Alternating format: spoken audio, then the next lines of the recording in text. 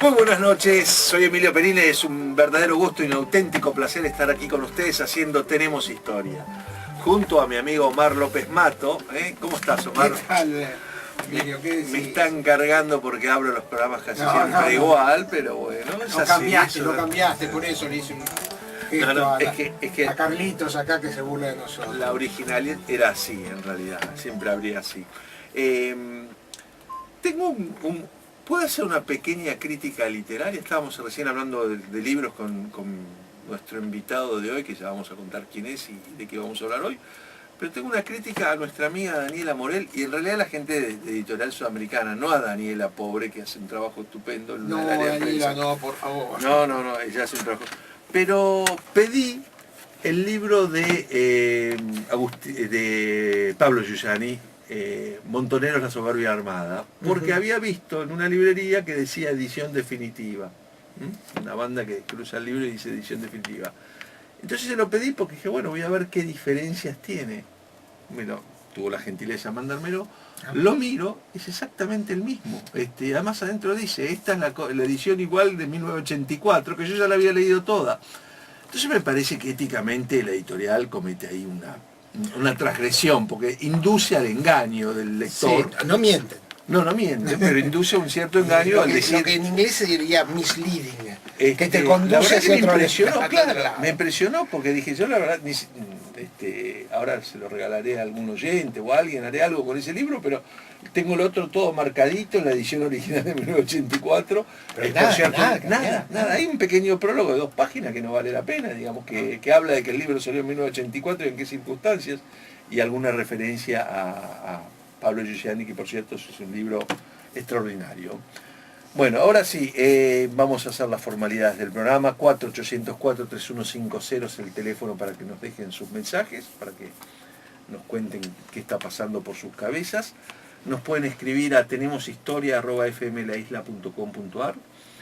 Y también este programa se puede ver en el Facebook de Olmo Ediciones. Ahí van a encontrar una ventanita para Twitter, donde están además todos los programas anteriores sí, que hemos hecho este año. Bueno, y hoy vamos a hablar con alguien muy joven. Le pregunté la edad hace un rato porque, claro, bueno, digamos, ya no está tan joven, pero empezó. 34 años empezó, y me estamos acordando de una nota que le hice hace 8 años. Por eso, que yo creo que fue en un canal de cable, creo que fue en un canal de cable, aunque también la usé para otro programa de radio. A raíz de su primer libro, que era Las batallas de la independencia. Que es un libro que a mí me sorprendió en su momento, porque en realidad hacía muchos años que no había un libro de reconstrucción táctica, histórica de las batallas. Los libros de Best, los libros así, ya muchos, muy técnicos de la historia militar, ¿no? Pero Batalla de la Libertad, que después siguió como Batallas de Malvinas y Batallas entre Hermanos. Y ahora culmina con nueva historia del cruce de los Andes. Y estamos hablando de Pablo Camogli. ¿Qué tal, Pablo? ¿Cómo estás? Un gusto tenerte con nosotros. El gusto es mío, bueno, gracias por la presentación. Bueno, no tan joven, pero todavía estamos bien, en un límite entre... Está bien. ¿Querés que cambiemos? Yo No, tengo 55 años. No, está bien, no hace falta. Sí, no hace pero falta, necesita tu experiencia, es distinto. Claro, cada edad tiene sus beneficios. Por supuesto, claro. Verdad. Pero en aquel primer libro que vos me corregiste, y tenés razón, las batallas de la libertad, no batallas de la independencia, yo le estaba cambiando el título al pobre Pablo, había una idea, había varias ideas extraordinarias que justificaban todo. Una de ellas es decir, cuántos soldados y cuántas vidas humanas había costado la independencia de los argentinos, ¿no? Y era un número que a simple vista podía parecer muy bajo, pero cuando uno pensaba en cuál era la población total, de lo que era, la proporción se volvía un número muy alto, ¿no? Claro, porque son 150 batallas y unos 10.000 muertos que logré recopilar en esa batalla por la libertad. Y este libro también recoge una idea que creo que es meritoria, en el sentido de que nosotros, es decir, solemos atribuir las gestas militares o las gestas históricas generalmente al genio de una persona, como una parte del voluntarismo. El cruce de los Andes fue porque San Martín se le ocurrió que había que cruzar los Andes y todo el mundo le dijo que sí, vamos con Don José y cruzar. No, en la historia se hace por un movimiento colectivo, con intereses económicos, con un montón de personajes secundarios que son los necesarios para ser los artífices de la historia. Y lo que hace este libro es recoger esta serie. ¿Cuántas personas sabe quién era Vero y Pintado? No, La verdad, porque yo creo que no hay calle en Buenos Aires que recoja a Vero y Pintado. Y era, hermano, lo que vos decís acá, en toda esta gesta es la mano derecha de San Martín. Es una de las manos, creo que tuvo varias manos, fue como una especie de pulpo, Bueno, San Martín, claro, con un montón de brazos. Pero por ejemplo, claro, me llamaba, rescataba un poco, porque Fray Luis Beltrán, Álvarez Condán, son un poco en más fin, conocidos. yo qué sé, sí, las geografías de las ciudades argentinas recogen un poco su nombre. Pero este hombre, al que San Martín tenía una confianza, aparentemente una confianza ciega, ¿no? Yo te puedo decir, completamente desaparecido, ignorado. Aparte de una persona de jerarquía, una persona muy ilustrada, era el síndico, era el procurador general del ejército, el hombre que manejaba todos los términos, las cuestiones jurídicas del ejército, era el que dictaminaba qué es lo que se tenía que hacer en cada uno de los juicios que se sustanciaban en aquella época, que la mayoría de ellos durante la época de San Martín en Cuyo tuvieron que ver con delitos contra la propia revolución, o sea, gente que hacía alguna declaración indebida o que tenía, o sobre la que había dudas en torno a su fervor patriótico, bueno, se le iniciaban causas judiciales y Vero y Pintado era el encargado de sustanciarlas y de emitir un dictamen que después era puesto a consideración de San Martín, que era en definitiva el que aceptaba el castigo que imponía Vero y Pintado o que resolvía otra cosa. Y una cuestión más, supongo, que debe haber atendido, que es las muchas exacciones o confiscaciones que hubo que hacer para formar el ejército de los Andes. No todo fue voluntario. Exactamente, ese es uno de los puntos que destaca Pablo cuando habla de que un poco hoy en día los mendocinos es como que usurpan la gloria, y en realidad usurpan la gloria de la gesta del cruce de los Andes, y en realidad a los mendocinos hubo que sacarle con sacacorchos algunos mangos, ¿no? Y si alguna encuestadora, no sé, Manager de AFIP o Poliarquía hacía una encuesta en la época, te puedo asegurar que la imagen de San Martín no debía ser muy alta en Cuyo como gobernador. Creo que después fue ver, creciendo y se le reconocieron otras cosas, pero el tiene momento... que ver con esto que decías antes de cómo se construyen los hechos históricos, digamos, hay contradicciones, hay intereses en juego, hay decisiones que debe tomar un gobernante o un grupo gobernante que evidentemente va a tocar intereses de un sector que va a tener que negociar o va a tener que imponerse. Yo por eso hablo de una teología básica que es una política de consenso, pero como todo consenso, y más en una etapa revolucionaria en donde los cambios que se intentan implementar son radicales, el consenso llega hasta un cierto punto. Después no hay consenso que valga porque hay un sector que no acepta ese nuevo orden que se quiere gestar. Entonces, y él lo pone un poco mano militar. Exactamente, y él, digamos, cuando ese consenso no se puede construir, aplica el temor por un lado, el temor ante la posible invasión realista, que era un temor real, no un temor ficticio o inventado, y en tercer lugar la imposición. Él en su carta, en una carta a Tomás Guido muy famosa, le dice, en tiempos de revolución, lo único posible es que el que mande diga hágase y eso se haga tuerto derecho. No importa cómo, lo importante es que se haga sin discusión. Y él aplicó esa política de férreo control social en toda la región de Cuyo para llevar adelante este proyecto de cruce de los Andes. Bueno, ¿y de dónde había sacado a este señor Vero y Pintado? ¿Cómo surgió? Vero y Pintado es un santafesino que estudió Derecho en la Universidad de San Felipe, en Chile. Se vinculó con la Revolución Chilena y termina emigrando cuando la Revolución Chilena es derrotada en Rancagua en 1814, y evidentemente por el conocimiento jurídico que tenía, San Martín rápidamente lo coopta para el ejército y lo pone en ese puesto clave, que es el que le maneja toda la cuestión jurídica a San Martín. Aparte era un hombre que tenía, era digamos, muy duro en cuanto a los castigos que recomendaba. En la mayoría de los casos él recomienda la pena capital, algo que San Martín no acepta, en muy pocos casos. Yo he contado unos 10 casos de penas, de sentencias de muerte durante el gobierno de San Martín. Y fundamentalmente por traición, por deserción. Por deserciones, y fundamentalmente deserciones por segunda ocasión, fueron la mayoría. También lo que ratifica un poco esa idea de San Martín como un hombre que políticamente tenía una mirada muy concreta y trataba de llevar adelante esa mirada o ese proyecto bastante concreto, en donde, digamos, tomar la vida de una persona, que era algo muy tradicional en la época, no estaba dentro de su ideología. Él me parece que fue muy respetuoso en ese sentido, inclusive creo que con Belgrano se asemejaron mucho en eso, fueron personas muy respetuosas del adversario, que es algo que no se ve mucho, ni en la guerra de la independencia, ni en las guerras civiles. Digamos, esa menos en la guerra civil. Mucho menos en las guerras civiles, ¿no? Donde el barbarismo llega a degollar. Empecemos. Y las dos cosas, disculpame, Omar, tomar la vida y tomar los bienes, ¿no? Porque yo hacía referencia a las confiscaciones, ¿no? Y me quedé colgado una referencia actual porque escuchaba hoy por la radio que a raíz de la situación tan caótica que se vive en la provincia de Jujuy, están pensando, como no pudieron sacar una ley que permita repartir tierras, hacerlo por decreto. Y yo dije, eso es contra la Constitución, porque eso era precisamente lo que sucedía en el siglo XIX, ¿no? Hay varias cosas, tendríamos que desviar demasiado, pero hay un tema muy concreto. La empresa esta había donado 80 hectáreas. Había donado 80 hectáreas. Y le dijo, bueno, muchachos, háganlo camino, pongan la calle. Y en varios años el gobierno fue incapaz de nada. Y ahora bueno, la culpa sacarlo por decreto, la verdad que es volver al siglo XIX, ¿no? Las confiscaciones. Y bueno, nos falta poco. Está prohibido por la Constitución.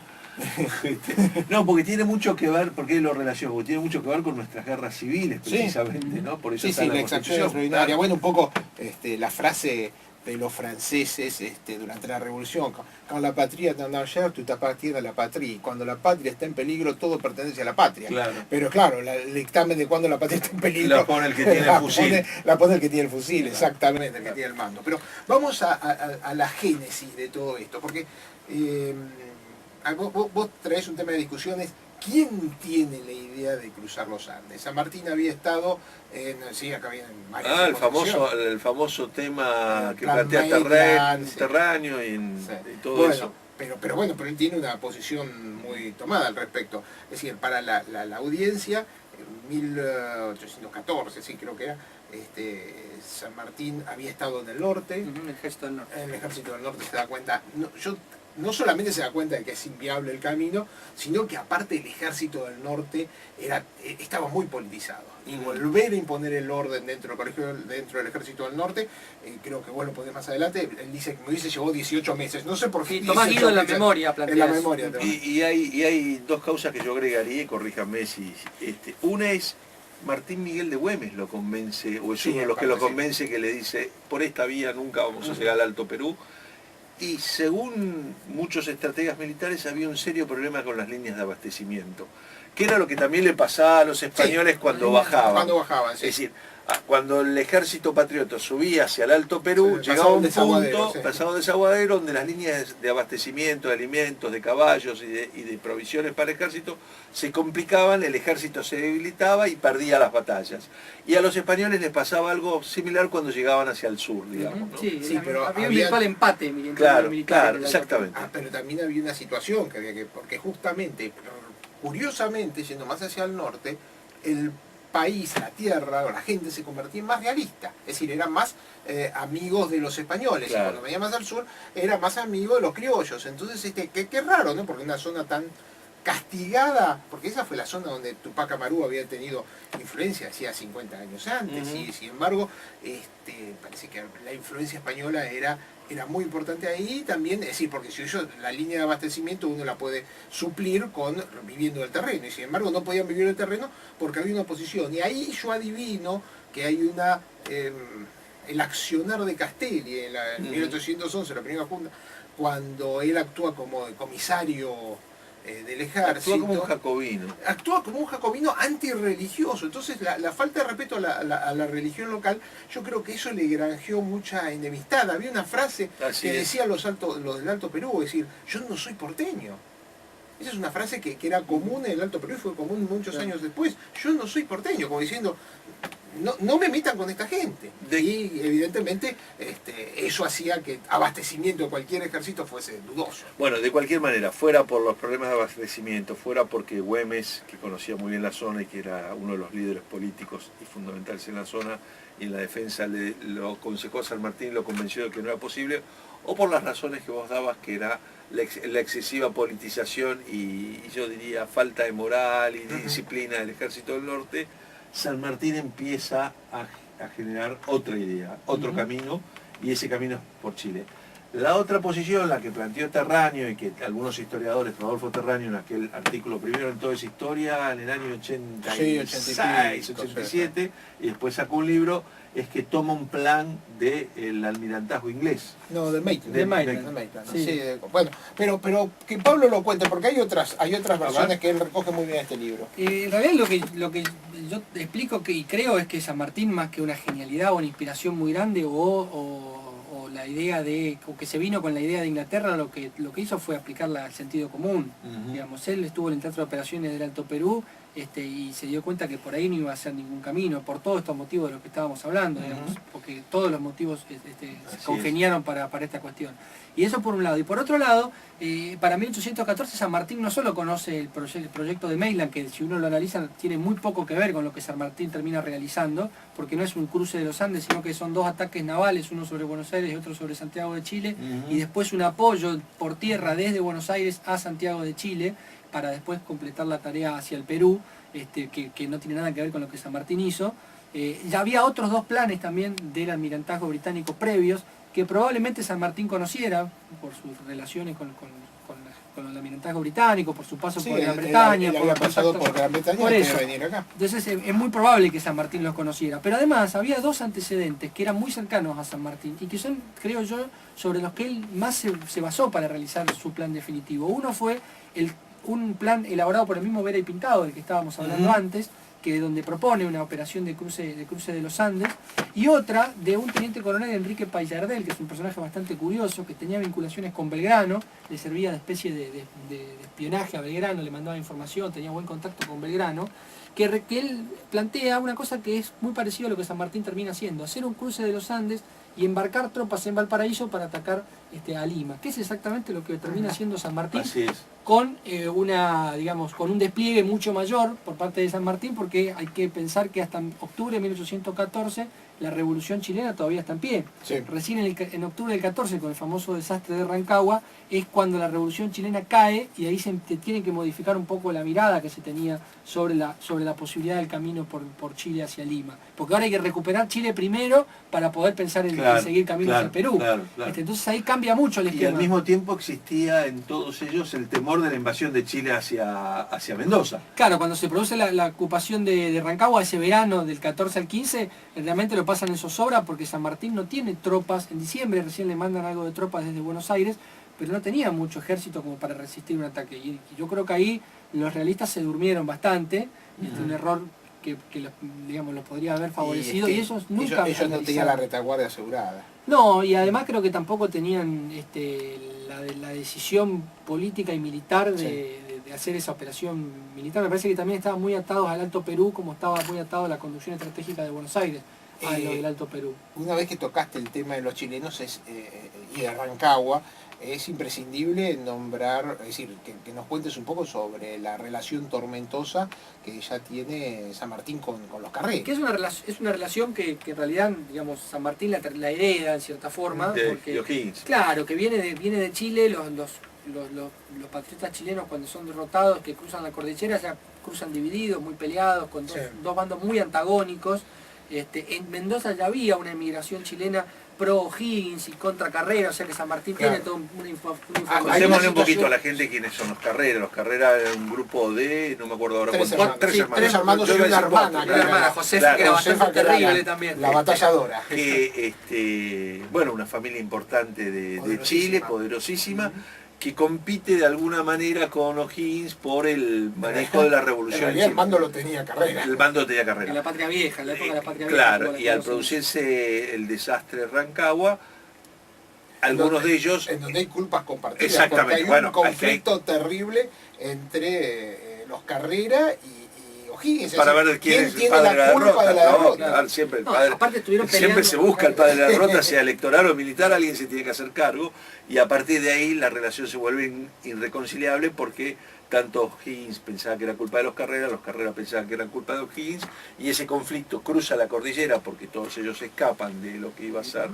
el ajusticiamiento realista sin ninguna duda, y San Martín hereda este conflicto. Claro. tomando partido por O'Higgins casi desde el comienzo. Sí, y además porque también toma partido por O'Higgins, porque O'Higgins es el que acepta la autoridad de San Martín.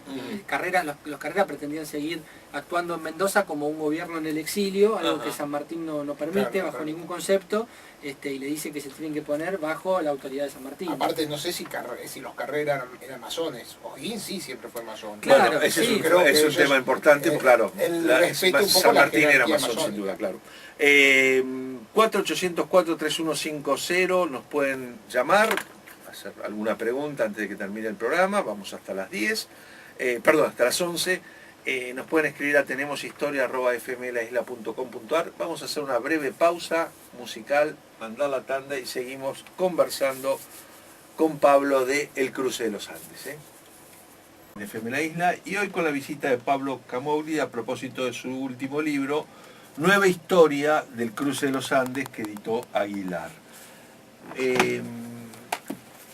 Nos habíamos quedado en la relación con los Carreras, con los Carreras y los distintos planes. Y yo quería preguntarte, bueno, ¿qué cosas nuevas habías encontrado cuando preparaste este trabajo, en el sentido de qué cambió de tu imagen del general San Martín, o cuál es el aspecto que vos más destacás de San Martín como militar, y que lo que más te puede haber impresionado a vos, ¿no? Sí, yo creo que, digamos, más que...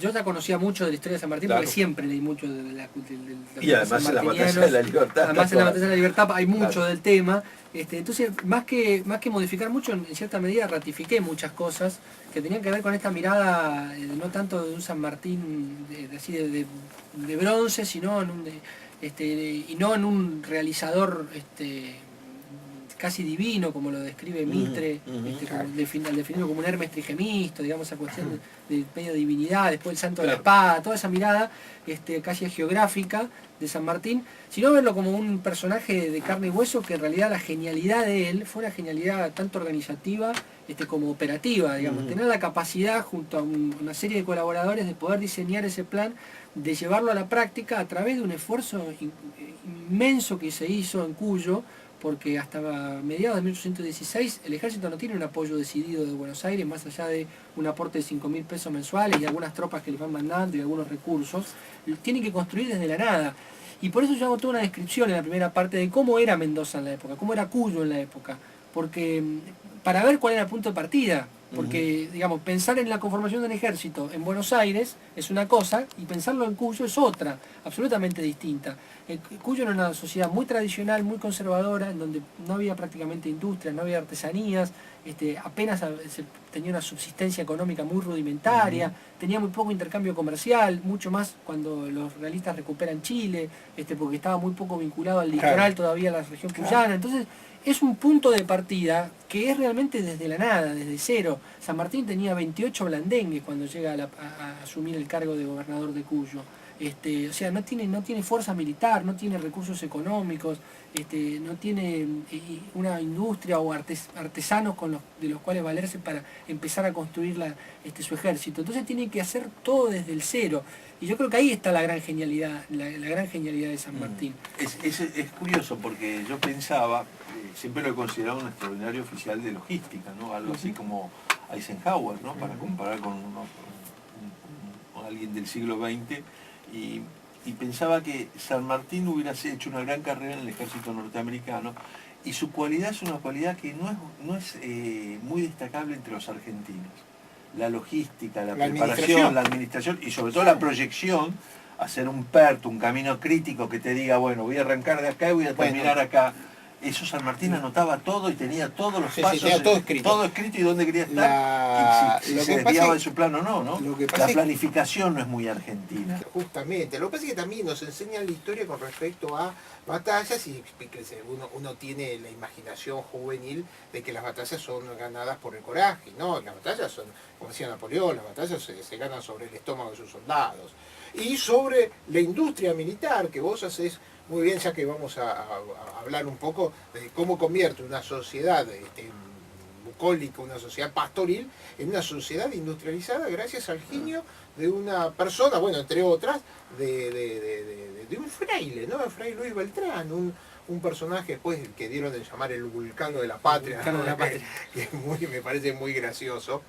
Y este Fray Luis Beltrán también, como, aparte que decís un detalle muy interesante, que uno siempre tiene la idea de que se fundieron los cañones, y no se fundió, no hay registro de que en Mendoza se haya fundido un solo cañón. Los cañones vinieron y después se transportaron, Ajá. y en realidad no llegaron a la batalla de Chacabuco. No, ya tarde. Eso, Llegaron tarde. unas horas después, Sí, porque sí. en realidad San Martín adelantó la batalla. Claro. Pero la tarea que hace justamente este vulcano de la patria, este fraile, es singular, ¿no? Que es otro que estaba en Chile, Estaba en Chile. peleando ¿verdad? con la revolución chilena y emigra hacia Cuyo. Como él era carrerista, estaba en el bando de los carreras, se refugia en un convento, vuelve a la vida monacal, digamos, y San Martín lo rescata, porque le informan que hay un monje que sabe, conoce Sí, mucho al el tema. principio tuvo alguna serie de problemas. Tuvo alguna cuando- serie de problemas, una investigación en su contra, bueno, toda una cuestión ahí que tenía que ver con esta interna. San Martín lo recupera y ya a partir de enero de 1815 ya aparece él como encargado de la maestranza, empieza a aparecer en los documentos. Se cree que empezó a trabajar antes, pero a partir de enero de 15 es cuando empieza a registrar en la maestranza. Lo Que que- la maestranza hacía de todo, digamos, Ujú. trabajos había carpinteros, talabarteros, herreros, pintores, había una serie de actividades que se realizaban, pero no se hicieron cañones. Y sin embargo en los frisos del Cerro de la Gloria en Mendoza Sí. está la imagen de ¿Los cañones de dónde venían? de la fábrica que había en Buenos Aires. Ajá. Hay varios cañones que se fabricaron acá y que se enviaron allá. Tampoco fueron muchos porque San Martín cruzó con algunos cañones chiquitos de montaña y con 8 cañones de 4 de batalla que no llegaron al día de la batalla de Chacabuco y por Y eso no algunos se tuvieron. pierden en cancha rayada, inclusive. Después se pierden en cancha rayada, sí, pero como se habían obtenido muchos en Santiago de Chile, Claro. bueno, esa pérdida no se fue tan compensó. complicada. Pero Fray yo- Luis Beltrán había tenido un problema con la iglesia, es decir, porque San Martín le pidió permiso a la iglesia para nombrarlo, porque Fray Luis Beltrán era capitán Luis Beltrán. Ajá. Y la iglesia le había prohibido que lo nombrara, creo que otro de los oficiales se había negado a nombrarlo capitán, porque decía, bueno, un poco ustedes, como después le pasó al fraile al lado, ustedes al sayo y al brevario, ¿no? Y es San Martín el que empuja para que Fray Luis Beltrán sea nombrado capitán. Y después lo repite con el fraile al lado, que lo nombra teniente, pero fue por voluntad de él. Y San Martín tiene una relación bastante complicada con la iglesia Sí. mendocina. Primero porque va a expropiar un montón de los diezmos, las cofradías, etcétera, toda esa riqueza que tenía. Sí, después le va a creo que la expropiar primera medida es que le Exacto, expropia le 10.000 pesos el diezmo que iba para Córdoba. que iba para Córdoba, le dice, no, esto es para nosotros, Esto y se lo acá. saca la iglesia. Sí, después muchos de los, la iglesia en Cuyo y en Mendoza específicamente era el principal capitalista, grupo capitalista que había en la época. Tenían muchos recursos, Claro. tenían muchos esclavos, trabajaban mucho con los vinos, eran los principales comerciantes de vino, eran la iglesia, fundamentalmente la orden de los San Agustinos, y San Martín les va a sacar muchos esclavos, y eso va a generar muchos problemas. De hecho, Bueno, San está el Martín... batallón famoso de Pardos. De Pardos y Morenos, Bueno, sí. San Martín expulsa a tres curas de Mendoza, los echa de la provincia justamente por tibios, básicamente, por no tener un discurso claro hacia los feligreses en cuanto a la defensa de la revolución. San Martín no tuvo contemplaciones para nadie, no hubo privilegios para nadie. Sin embargo, haces una observación, haces un capitulito que se llama La revolución que no fue, la revolución Claro. social que no fue. Eso sería interesante contarlo, porque es decir, nosotros tenemos un poco la idea de que en el año 1813, bueno, es la libertad de vientre, pero también se liberaron los esclavos, No. ¿no? Fue así, es decir, el que quiere liberar a los esclavos es justamente San Martín de Mendoza. Sí, no solo liberarlos, la propuesta era liberar 10.000 esclavos para sumarlos a la guerra de la independencia, evidentemente como soldados, con la condición de darle la libertad. Pero además San Martín intenta llevar adelante un proyecto que era realmente revolucionario para la época, que era la de mezclar en las milicias los negros con los blancos, Ajá. en el mismo batallón de milicias. Y evidentemente eso no dio resultados. San Martín no reconoce en una carta al director supremo o a Tomás Guido, no me acuerdo bien a quién es el que le envía la carta, y él le dice, digamos, las costumbres impiden que un patrón acepte combatir en el mismo batallón que su esclavo. digamos, no puedo ir contra esa costumbre. Pero en la concepción de San Martín estaba esa idea revolucionaria, social. Yo creo que San Martín fue un gran revolucionario en términos de ampliación de la base social de la revolución, con la incorporación de los esclavos y con el trato que él tuvo hacia los pueblos originarios también. Que él siempre los trató como iguales, negoció permanentemente con ellos. Y habla a nuestros paisanos los indios. Yo también soy indio, le dice en un momento que lo van a visitar en Mendoza. Yo también soy indio. Yo también soy indio, le dice. Se reúne con ellos en el fuerte de San Carlos cuando hace el pacto para que lo dejen pasar por el sur. Y él no solo hace el pacto, sino que se queda los 3 días de ceremonia, digamos, que hacían los indígenas después de cada pacto. Sí. Él permanece en el fuerte de San Carlos como una forma de respeto hacia las tradiciones de los pueblos originarios. Y eso tiene que ver con la concepción política que tenía San Martín, de hasta dónde ampliar la base social de la revolución, y por eso creo que después los liberales de Buenos Aires no lo miraron con tan buen ojo. Habrás visto, me imagino, la película Revolución. La he visto, sí. Porque uno de los episodios que es muy simpático, más allá de si es histórico o no, es precisamente cuando va a jugar al ajedrez con el Paco. Ah, sí, ¿no? Con el Paco. Y le regala después el tablero. Sí, le regala el tablero. Así es desde el guión es muy bueno. Eso, sí, ¿no? Hay varias escenas ahí muy interesantes de la película, que reflejan bien la personalidad. Sí. Yo creo que refleja, la película está muy bien hecha desde el punto de vista de reflejar la época, reflejar la personalidad, pero bueno, tiene cosas históricas. Nosotros lo hablamos con el director, y en realidad él hablaba, le explicaba de que el lenguaje cinematográfico no siempre es el lenguaje histórico, y bueno, es una explicación. Y la concepción del primer reportaje, cuando se siente, le dice cómo era el padre de la patria, y cuando yo dije 1880 nadie pensaba que San Martín era el padre de la patria. Sí.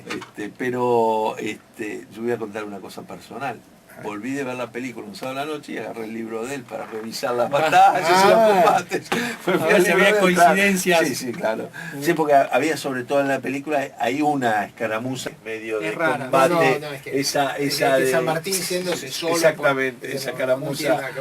Pero hay una concesión a la fantasía, digamos. El libro tiene una cosa que realmente es destacable. Creo que hay otro libro, pero sobre la guerra de Zapa, es decir, sobre eso que nos echaron al colegio. Ajá. Pero era un maestro del espionaje. Era un maestro del espionaje. Bueno, tiene que ver con esto del organización. A mí me parece que tiene que ver con esto de la logística, la organización, son los fuertes de San Martín. Digamos, sí. ¿No? Pero que nos cuente un poquito, porque realmente hay algunos acontecimientos que realmente son notables dentro de cómo piensa que lo van a agarrar. Bueno, la reunión con los indios. La reunión con los indios, sabía que no todos los indios estaban de acuerdo, y sabía que los indios también iban a ir a cruzar la cordillera y le iban a contar a los españoles. Entonces, eso de que vamos a pasar por el sur es una trampita que hace con el tema de los indios, y como eso hubo varias que nos lo que logró hacer San Martín es montar toda una estructura de espionaje, porque el problema que tenía San Martín es que tenía información hasta la frontera de todos los caminos, si había agua, si había leña en el viaje, cómo eran las sendas, todo, pero de la frontera para el otro lado no tenía noticias, ni tampoco tenía noticias sobre lo que ocurría en Santiago. Para un oyente desprevenido son menores, pero si no hay agua, los caballos, las mulas se te mueren. Estamos hablando de se te acabó el ejército. 4.500 metros de altura, claro, digamos, ¿no? Cruzando la cordillera. Prever esos detalles. De 1.700 caballos que salieron, llegaron 500 solamente en condición de combatir. Por un lado, esa cuestión que tenía que ver con, bueno, vamos a avanzar por este camino o por este otro camino, definir cuál iba a ser el itinerario, pero por otro lado también saber, primero, cuál era la situación del enemigo, y por otro lado generar toda la confusión posible del otro lado del enemigo. Claro. Lo que sí hay, San Martín no fue el inventor del espionaje, porque el espionaje ya se aplicaba en el Río de la Plata desde que se inició la revolución, que tanto los realistas como los patriotas tenían espías en sus respectivos lugares. El tema es que lo que logró montar San Martín, una estructura tan perfeccionada de espionaje, con agentes encubiertos, con células que funcionaban bien de forma celular, con una cabeza y varios grupos que se iban abriendo, que iban llevando la información hacia arriba, con un contacto permanente hasta en invierno, cuando la cordillera estaba cerrada. De todas formas, San Martín seguía recibiendo información, y bueno, yo he detectado 3 casos de espías que mueren en la cordillera cruzando en pleno invierno, y que se mueren por el frío en la cordillera, digamos. Hasta eso San Martín logró realizar. Y lo que él intenta montar es lo que yo denomino una maniobra de enmascaramiento, o sea, enmascarar todo lo posible cuál va a ser su movimiento, para que el enemigo, en esa confusión, quitarle la ventaja que él, por un lado, la ventaja de esperar del otro lado que cruce el enemigo y parar la batalla, y segundo, lograr que el día de la batalla tener la superioridad numérica. Es algo que él logra a través de todo este mecanismo. Recién Omar hacía referencia a los pocos caballos que llegaban. Tampoco los hombres cruzan una cordillera de semejante envergadura, con la falta de oxígeno, con los problemas de alimentación, con el frío, y llegan en condiciones de combatir al otro día. Digamos, no, pero es decir, si uno va a ver que literalmente se muere las dos terceras partes. Tiempo para eso también, para reponerse después de cruzar, había que reponerse. Pero si uno ve que se mueren las dos terceras partes de los caballos, pero no se mueren las dos terceras partes de los hombres que cruzan. No, los caballos fueron los elementos mejor cuidados de y sin embargo fueron lo que falló. Pero, y hoy en día podés cruzar la cordillera a caballo. Sí, sí. Claro. Pero San Martín llega a Chile y enseguida logra reunir caballos de repuesto para poder estar el 12 en la batalla de Chacabuco con su caballería mínimamente montada. Y eso lo logra porque ya estaba todo preparado.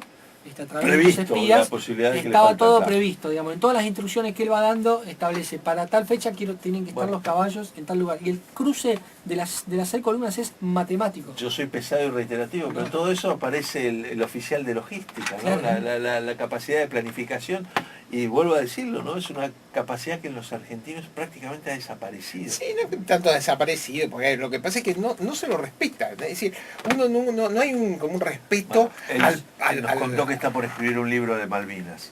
Lo que es la logística de Malvinas. Me parece la contracara. La contracara total. Desastrosa, sí, ¿no? Sí, terrible.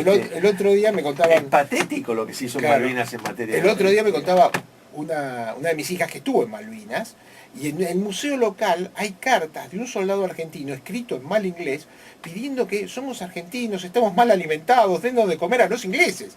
O sea que fíjate vos la situación, tenía que ir a pedirle a ellos que le dieran de comer. Pero bueno, volvamos a este cruce de los Andes, y hay una figura que realmente es notable, que a uno le llama la atención, lo de Álvarez Condarco, el trabajo de memoria. Él sabe que no puede tomar nota, sabe que no puede, es decir, contemos un poquitito, a San Martín lo manda Álvarez Condarco con una nota Marcó del Pont. La declaración de la independencia. Claro, con la declaración de la independencia, ancestro de nuestra Marcó del Pont, de la actual, con la declaración de la independencia. Y lo manda por el camino más largo, sabiendo que lo va a mandar de vuelta por el camino más corto. Si es que lo mandan de vuelta. Claro, ¿no? si es que lo mandan de vuelta. O sea que el hombre se ofrece como voluntario por una tarea suicida. Y bueno, y él en su cabeza registra todo. Leña, agua.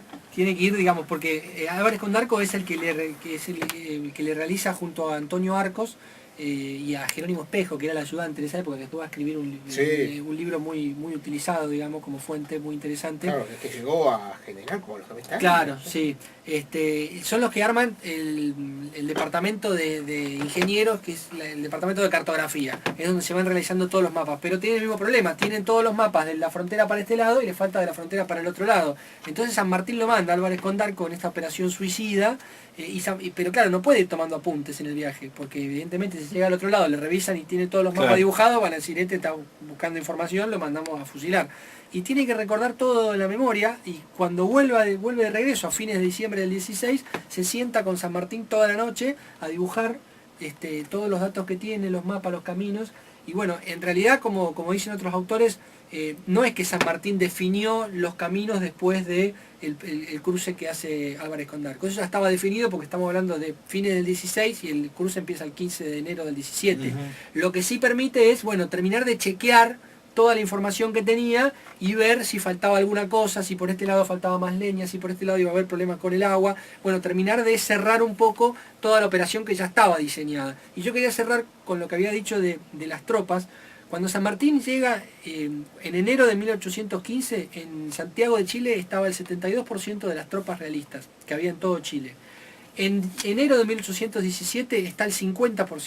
Quiere decir que San Martín logró reducir el 22% de las tropas. Con sus engaños. Con sus engaños. Muchas fueron trasladadas a Valparaíso, era una decisión que no se entiende porque Valparaíso no iba a ser atacada. Y muchas tropas fueron hacia el sur, en donde Manuel Rodríguez, otro personaje también muy interesante de la Revolución Chilena, había hecho actos de sabotaje y aparte había hecho circular permanentemente eso de que vienen los patriotas, vienen del otro lado, vienen que ahí vienen, miren que ahí vienen. San Martín le escribía cartas a Manuel Rodríguez cartas que adrede caían en manos del enemigo, donde le decía, deje de andar diciendo que yo voy a pasar por el sur, que se van a dar cuenta los realistas, no delate mis proyectos, y Manuel Rodríguez, y tanto así que Marcó del Pont termina movilizando el 22% de sus tropas hacia otros lados. Manuel Rodríguez es una historia trágica después, Sí, porque a pesar de la... como los Carrera. Claro, pero los Carreras tipos muy soberbios. Sí, sí. Y después lo que hicieron acá en la Argentina, que Sí. sobre todo no tiene nombre, ¿no? Es decir, malonear, una Sí, cosa de muy todo, de loco. todo. Pero después la muerte de Claro. de Manuel Rodríguez es una mancha negra en la historia de San Martín. Sí, porque no está claro... no Los está muy- chilenos realmente, muchos chilenos le Sí. recriminan esa muerte. Bueno, Manuel dudosa Rodríguez, de Manuel es, Rodríguez. es mucho más prócer, creo, que hasta O'Higgins Sí. en Chile, digamos. Sí. Por lo Sí. menos en los museos que yo he recorrido, el Museo Sí. Histórico Nacional de Chile, el Museo Militar, y San Martín, por supuesto, Claro, aparece lo que pasa es que claro, y San Martín, San Martín en la columna, la parte de atrás. pone el retrato. Manuel Rodríguez muere tiene una muerte trágica en el ápice de su historia. Claro. O'Higgins después tiene todo un desgaste político que, bueno, hace que su memoria no sea Claro. tan vívida. Hacemos Chacabuco. una breve Ah, pausa bueno, antes de ir pero a Chacabuco. antes de ir a Chacabuco, Dale. porque no podemos dejar de ir a Chacabuco. Seguimos aquí en Tenemos Historia, estoy con Omar López Mato, como todos los lunes aquí, soy Emilio Perina, y hoy estamos hablando con Pablo Camoli a propósito de su libro Nueva Historia del Cruce de los Andes, y tenemos que hablar un poco de Chacabuco. Que vos tenés una posición bastante contemporizadora con el error técnico de Es O'Higgins. decir, el libro abarca el cruce hasta Chacabuco. Chacabuco, precisamente. digamos, O sea, es la finalidad de Chacabuco, cruce. Maipú, Cancha Rayada, En Cancha Rayada, Maipú. Sí. Exactamente. Sí, yo termino en Chacabuco porque es, digamos, la culminación de la operación militar de cruce de los Andes. Y yo tengo una postura bastante contemporizadora porque Mucha gente le achaca Sí, que O'Higgins se precipita en el ataque a pero los realistas. si uno lee los libros chilenos, que yo leí bastante porque como escribí el libro viviendo en Mendoza tuve acceso a mucha bibliografía chilena. Seguimos aquí en Tenemos Historia, estoy con Omar López Mato, como todos los lunes aquí, soy Emilio Perina, y hoy estamos hablando con Pablo Camoli a propósito de su libro Nueva Historia del Cruce de los Andes, y tenemos que hablar un poco de Chacabuco. Que vos tenés una posición bastante contemporizadora con el error técnico de Es O'Higgins. decir, el libro abarca el cruce hasta Chacabuco, precisamente. digamos, O sea, es la finalidad de Chacabuco, cruce. Maipú, Cancha Rayada, En Cancha Rayada, Maipú. Sí. Exactamente. Sí, yo termino en Chacabuco porque es, digamos, la culminación de la operación militar de cruce de los Andes. Y yo tengo una postura bastante contemporizadora porque Mucha gente le achaca Sí, que O'Higgins se precipita en el ataque a pero los realistas. si uno lee los libros chilenos, que yo leí bastante porque como escribí el libro viviendo en Mendoza tuve acceso a mucha bibliografía chilena, le achacan lo mismo a Soler, digamos, exactamente lo mismo que se le achaca a O'Higgins acá, le achacan a Soler del otro lado. Entonces creo que eso también me permitió ir como reconstruyendo una mirada un poco más equilibrada en todo caso, y bueno, llegar primero, digamos, como punto de partida, que la acá batalla me se viene adelanta una 2 pregunta. días, Exacto, ¿cierto? te iba a preguntar, porque a Y veces eso San ya- Martín, en su exceso de querer controlar todos los detalles, en las batallas me parece que plantea una sincronización que es muy difícil de hacer Claro. en aquella época, porque no había handy, no había teléfonos celulares, no había... Porque también le pasa lo mismo en San Lorenzo. En Claro. San Lorenzo tiene el mismo problema, Tiene el mismo es decir, está planificada, pero alguien se adelanta y a él casi le cuesta la vida ese adelantamiento, ¿no? Digamos, me parece que había un exceso de ambición en la Sí, sincronización, en la, ¿no? en la exactitud de los Claro. movimientos. Sí, en Chacabuco pasa un poco eso. Primero con el adelantamiento en 2 días, que es, en términos estratégicos es acertada porque él, digamos, mantiene la ventaja numérica y si bien pelea sin la artillería de batalla, tiene su artillería de montaña que le sirve como para los fines, digamos, para el combate, porque la disputa se va a dar por la cuesta de Chacabuco, a ver quién llega y quién copa primero esa cuesta. Entonces él entiende que es necesario dar ya mismo la batalla, y ahí él intenta hacer un ataque que creo que muy arriesgado en cierta forma, con digamos, un plan muy elaborado, con un ataque, un aferramiento por parte de la infantería y un ataque muy oculto de la caballería por el flanco, que justamente por estos problemas de coordinación terminó generando que O'Higgins quedara con todos los infantes durante mucho tiempo expuesto al fuego del enemigo. Y eso, bueno, genera en cierto momento bastante zozobra, porque bueno, las tropas están un tiempo, pero cuando las balas siguen cayendo, como que empieza a Empiezan haber a cierto aflojar. desorden, ¿no es cierto? Entonces bueno, ahí en ese momento San Martín apura el paso, avanza hacia el campo de batalla, da la orden para que Soler se apura. De hecho Soler, bueno, medio que corta un poco de camino y cuando aparece la caballería directamente se resuelve el combate, ¿no es cierto? Porque y ahí tiene surge la respuesta. pelea esa famosa O'Higgins Es que y Soler. es que la figura de Soler es bastante interesante, como porque para mí no lo tengo comprobado, es una suposición por ahora. A Soler lo metieron ahí, el poder de Buenos Aires, como una forma de tener a alguien que les pasara información o que digamos bajara línea en el ejército de los Andes, en un ejército de los Andes que era muy independiente del poder central, que actuaba con una gran autonomía, porque San Martín se había demostrado que él era autosuficiente económicamente, políticamente, digamos, y si bien agradecía el apoyo que le había dado Buenos Aires, siempre se manejó con mucha independencia de los poderes centrales. Y me parece que a Soler lo mete Pueyrredón un poco como una forma de bueno, controlar un poco esa relación entre San Martín y Bolívar, porque de hecho termina la campaña y Soler se vuelve para Buenos Aires y nunca más regresa al ejército de los Andes. Fue exclusivamente para los últimos momentos y para el cruce. Entonces ahí hay algo más, me parece, que habría que... Bueno, y volvamos a Chacabuco. Volvamos a Chacabuco. Entonces, Y bueno, cuando aparece la caballería, cuando aparece la columna de Soler, se termina la batalla porque los realistas creo que se terminan de ver sorprendidos por el número del rival, porque si bien tenían informaciones de que estaban pasando los revolucionarios, me parece que no tenían la dimensión del ejército que estaba atravesando. Y además porque creo que eso sí también es cierto, que si bien se tuvieron en cuenta las cuestiones logísticas, todas las cuestiones de preparación, etcétera, había un fervor en el ejército de los Andes y una moral que era muy superior a la del enemigo. Era un ejército que venía con un aura de victoria muy importante, que creo que también tiene que ver mucho a la hora de los combates. O en una situación similar, sin duda la actitud decide. Claro, en una situación similar, otro regimiento de infantería, no sé si hubiera aguantado el tiempo que aguantaron el número 7 y el número 8 de infantería, el ataque del enemigo. Si no era un ejército, si no era realmente un regimiento muy bien preparado desde lo psicológico, no sé si hubiera aguantado tanto tiempo y el desenlace podría haber sido otro. Ahí está la importancia también del campamento del Plumerillo y toda la preparación que se hizo en los meses previos. Bueno, ya estamos llegando al final del programa. A mí me queda un solo tema de los que anoté ahí. Dije, deberíamos contar qué pasó con Manuel Rodríguez. Y por qué los chilenos se enojan con San Martín, o por qué algunos le adjudican a San Martín cierta responsabilidad sobre su fin trágico. Sí, porque bueno, Manuel Rodríguez va a continuar operando, digamos, en forma inorgánica, por llamarlo de alguna manera. Va a tener un rol muy importante al momento de la derrota de Cancha Rayada, pero va a haber un momento que a él lo van a detener por cuestiones bastante confusas, que no están muy claras, y en un traslado que le hacen, bueno, la explicación oficial es que intenta escaparse y que lo matan, digamos, que es una explicación que sabemos que por lo general la realidad nunca fue así, y no está muy claro qué es lo que pasó. Para los chilenos no hay duda que lo mandaron matar O'Higgins y San Martín, y bueno, pero nunca quedó ni muy claro. ¿Y qué razón podrían tener?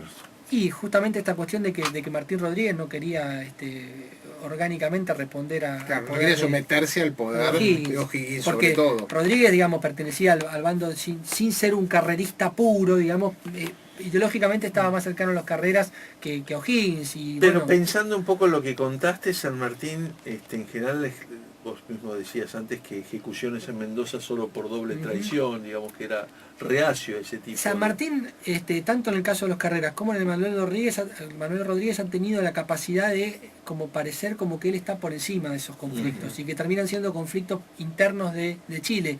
A mí me parece de todas formas muy raro que él no tuviera conocimiento de una cuestión así, o que él no participara de una decisión de este tipo, más que nada porque en Chile lo primero que se hace es formar una logia. Bueno, las decisiones principales se tomaban en esa logia, y si se decide acabar con la vida de Manuel Rodríguez, yo imagino que esa decisión se tomó en alguna reunión de la logia. Pero bueno, son todas suposiciones. No hay nada cierto al respecto. El hecho concreto es que un héroe chileno, un personaje de fuste como era Manuel Rodríguez, termina trágicamente y la historiografía chilena tiende a sí, echarle la totalmente. culpa a O'Higgins y a San Martín. Bueno, a todos aquellos que les gustó la película y se emocionaron, yo creo que la lectura de Nueva Historia del Cruce de los Andes Da la les va a versión aportar, histórica. y además les va a aportar, y además cuando uno ve una película después empieza, mientras va leyendo se imagina los escenarios y la lectura se hace más llevadera, así que este libro de Pablo Camogli les va a aportar un conocimiento histórico de cómo se organizó semejante proeza. Pablo, muchas gracias por haber estado No, aquí el agradecido soy en yo. FM La Isla hoy con nosotros. Un gran placer. Y bueno, nos faltará otro viaje tuyo a Buenos Aires o alguna conexión que hagamos desde Misiones. Como no, cuando gusten, para hablar de historia pueden contar conmigo porque bueno, es lo que me apasiona, así que... Se nota, Se se nota, nota, se se le nota, nota. con 34 años, mucha pasión. Omar, nos reencontramos la semana próxima. La semana No próxima tenemos, vamos a- no tenemos llamados hoy. Bueno, el programa va a estar cargado en 72 horas en el Facebook de de Olmo Ediciones, perdón. Estamos aquí entonces el lunes que viene a las 22 en Tenemos Historia. Pasen la mejor semana posible. Chao. Chao.